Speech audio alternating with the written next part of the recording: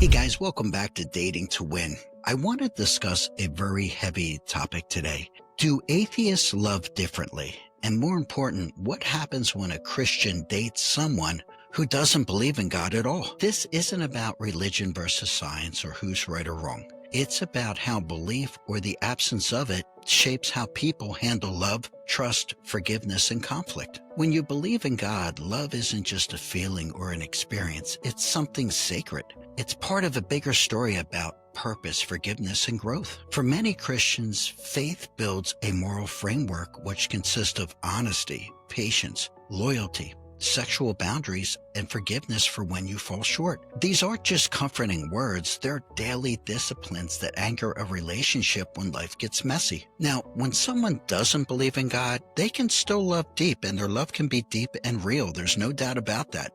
But the foundation is different. Meaning is self-made.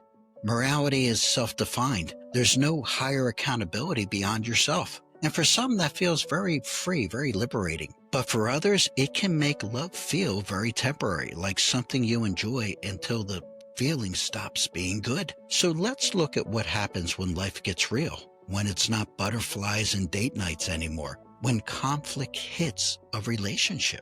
A Christian might pray, take a step back, and ask, how can I show grace in this situation? They may look for peace, humility, or reconciliation, not because they're weak, but because they believe forgiveness has eternal value. An atheist, on the other hand, might focus on logic and fairness. Who's right, who's wrong, and how do we fix this? That approach can be practical and honest, but without a belief in a higher calling, it also lacks the spiritual glue that holds a couple together when emotions run deep. And what about when temptation shows up? For a Christian, there's a built-in accountability, a sense that God is always watching, guiding, convicting.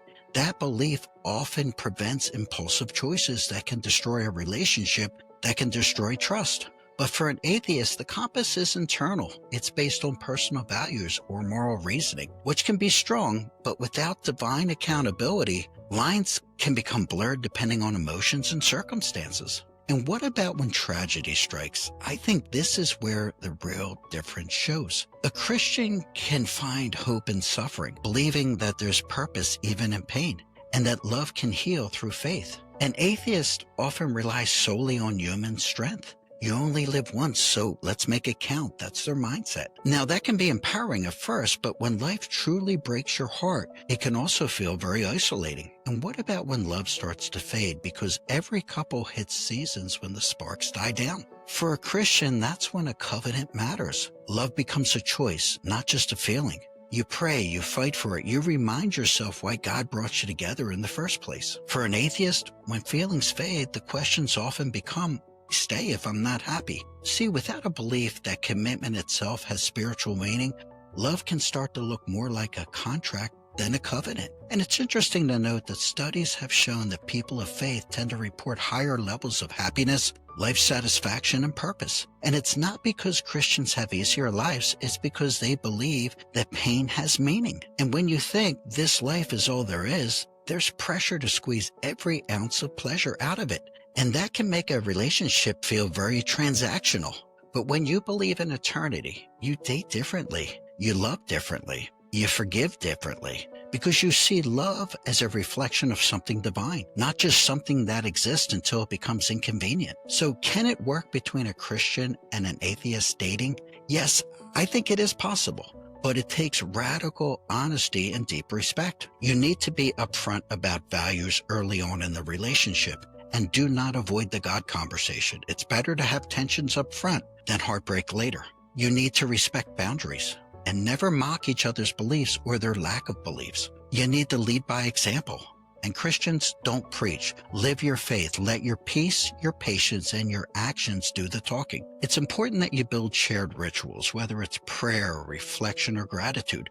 Find something to center your relationship around. But you must be willing to accept that the other person may never change. See, you can love someone deeply and still realize you don't share the same foundation. And that's okay. It will have its challenges, but that's okay. So the question was, Do atheists love differently? And I would say yes, sometimes they do. Because when you take God out of love, you remove the belief that love was created by something eternal, something of greater being. But here's what's true for everyone. Love still requires faith. Faith that the person beside you won't give up. Faith that forgiveness is worth it. Faith that love itself is something bigger than pride or ego. And you know something? Maybe that's the real takeaway here. Whether you believe in God or not, love still asks you to believe in something that you can't see. Think about it. And if this episode made you think, hit that subscribe button. And more importantly, do me a favor, drop a comment below. Could you date across belief? Why or why not? I'd love to hear your thoughts.